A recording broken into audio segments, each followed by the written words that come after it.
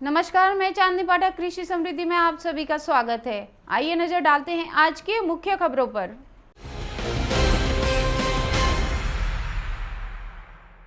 नागपुर सहित विभाग के सभी 6 जिलों में कोविशील्ड वैक्सीन का इंतजार खत्म हुआ।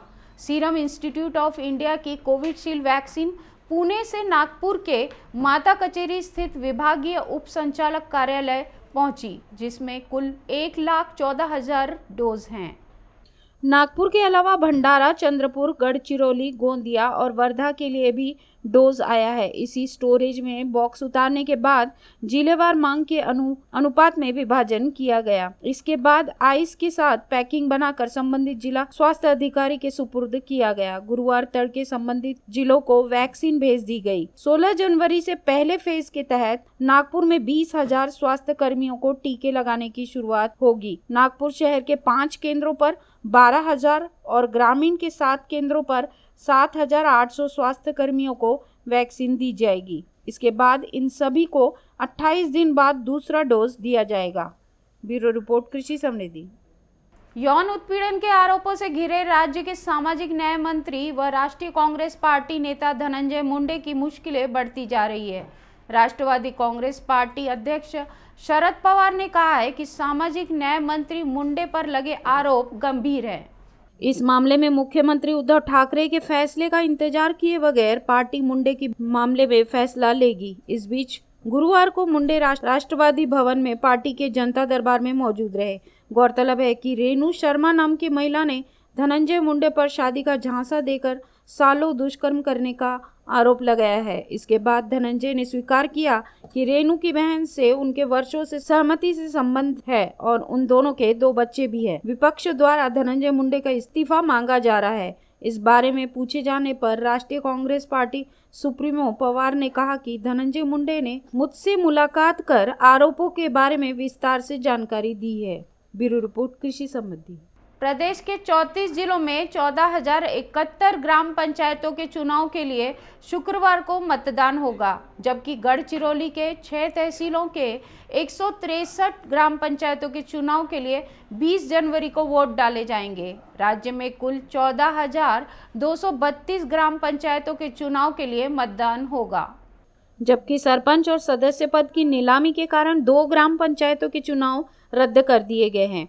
प्रदेश में 3 दलों की महाविकास अघाड़ी सरकार बनने के बाद पहली बार राज्य भर के आधे ग्राम पंचायतों के चुनाव हो रहे हैं। इस चुनाव में सत्ताधारी शिवसेना, राष्ट्रीय कांग्रेस पार्टी और कांग्रेस अधिक से अधिक सरपंच पद हासिल करने के लिए जोर आजमाइश कर रही है, जबकि विधान परिषद की 6 सीटों के चुनाव में हार के बाद भाजपा के लिए ग्राम पंचायतों के चुनाव का पुराना रिकॉर्ड बरकरार रखना बड़ी चुनौती है। प्रदेश में शुक्रवार को 14,071 ग्राम पंचायतों के चुनाव के लिए सुबह 7:30 बजे से शाम 5:30 बजे तक मतदान होगा। ब्यूरो रिपोर्ट, कृषि समृद्धि। कोरोना काल में आर्थिक संकट का सामना कर रही प्रदेश सरकार ने सरकारी कर्मचारियों को बड़ी राहत दी है। प्रदेश सरकार ने सरकारी कर्मचारियों के 1 जनवरी से 30 जून 2019 तक के 6 महीनों के बकाया महंगाई भत्ता राशि जनवरी महीने के वेतन के साथ देने को मंजूरी दी। जैसे कि वित्त विभाग ने इस संबंध में शासन आदेश जारी किया गया है। इससे राज्य के सरकार व अन्य पात्र कर्मचारियों को 1 जनवरी 2019 से 30 जून 2019 तक की महंगाई भत्ते की बकाया राशि नकदी के रूप में उपलब्ध कराई जाएगी। इससे पहले 8 जुलाई 2019 को वित्त विभाग ने शासन आदेश जारी करके 7वें वेतन आयोग के अनुसार महंगाई भत्ता दर 9% से बढ़ाकर 12% कर दिया था, लेकिन महंगाई भत्ते की बढ़ी हुई राशि को उपलब्ध नहीं कराया गया था। इसलिए सरकार ने अब महंगाई भत्ते की बकाया राशि उपलब्ध कराने का फैसला किया है। ब्यूरो रिपोर्ट, कृषि समृद्धि। औरंगाबाद में मामूली से विवाद में 3 आरोपियों ने मिलकर एक युवक की हत्या कर दी। बताया जाता है कि युवक समीर खान सिकंदर खान का कुछ युवकों से मामूली बात पर विवाद हुआ। विवाद में 3 आरोपियों ने मिलकर समीर पर चाकू से वार कर दिया, जिससे समीर की मौत हो गई। औरंगपुरा के प्रिया मार्केट समीप हुई घटना के फौरन बाद पहुंची सिटी चौक पुलिस ने 3 आरोपियों को हिरासत में ले लिया है। आरोपी हिस्ट्री शीटर व नशेड़ी भी है। नशे में आरोपियों ने युवक को मौत के घाट उतारा है। पुलिस मामले की जांच कर रही है। ब्यूरो रिपोर्ट, कृषि समृद्धि। संक्रांति पर दिन भर आसमान में पतंगे उड़ती रही और मांझे से पक्षी जख्मी होते रहे। वन विभाग के ट्रांजिट ट्रीटमेंट सेंटर में 1 दर्जन से ज़्यादा घायल पक्षी लाए गए, जिसमें करीब आधा दर्जन पक्षियों के पंख कट जाने से उनकी सर्जरी करनी पड़ी। पतंग तो फिर एक बार उड़ेगी, लेकिन ज़्यादा घायल पक्षी शायद फिर आसमान में न उड़ सकेंगे।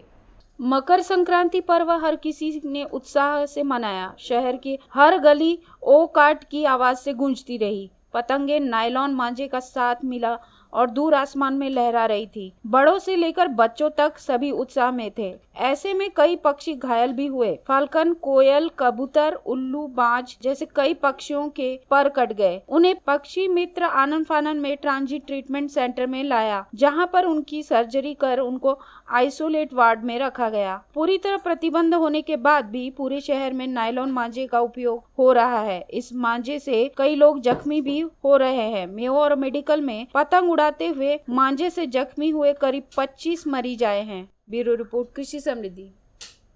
नागपुर रेलवे स्टेशन के महाराजा रिटायरिंग रूम का 1.5 करोड़ से कायाकल्प होने वाला है।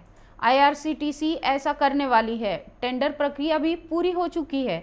गुवाहाटी के एक निजी कंपनी इसे संवारने वाली है। इसके बाद नागपुर स्टेशन एक रिटायरिंग रूम में यात्रियों को एग्जीक्यूटिव, डिलक्स व स्वीट श्रेणी का लाभ मिलेगा। गौरतलब है कि अपनी सुविधा के अनुसार यात्री यहां रह सकेंगे। कायाकल्प की जोरदार तैयारी शुरू है। नागपुर रेलवे स्टेशन पर प्रतिदिन बड़ी संख्या में गाड़ियों का आवागमन होता है। लंबी दूरी तय कर भी कई यात्री यहां आते हैं। कई बार यहां से पकड़ने वाली ट्रेन के लिए इंतजार करना पड़ता है। ऐसे में रिटायरिंग रूम बेहद मुफीद रहता है। नागपुर स्टेशन के प्लेटफॉर्म नंबर 1 पर बना महाराजा रिटायरिंग रूम अब पुराना हो चुका है, लिहाजा रेलवे ने इसके कायाकल्प करने का जिम्मा IRCTC को दे दिया है। टेंडर प्रक्रिया भी पूरी हो चुकी है। ब्यूरो रिपोर्ट, कृषि समृद्धि।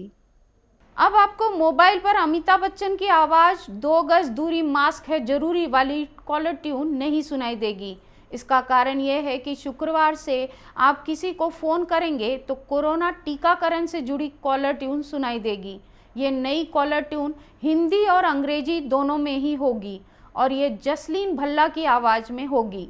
ऐसा कहा जा रहा है कि सरकार अब कोरोना वैक्सीन के प्रति जागरूकता फैलाना चाहती है, इसलिए आवाज को बदला गया है। नई कॉलर ट्यून में लोगों को टीके को लेकर जागरूक किया जाएगा और संदेश दिया जाएगा कि वो किसी भी तरह की अफवाह में ना आए। बताया जा रहा है कि हिंदी और अंग्रेजी 2 भाषाओं में यह कॉलर ट्यून होगी। वहीं इसमें बजने वाला मैसेज 30 सेकंड का होगा। ब्यूरो रिपोर्ट, कृषि समृद्धि।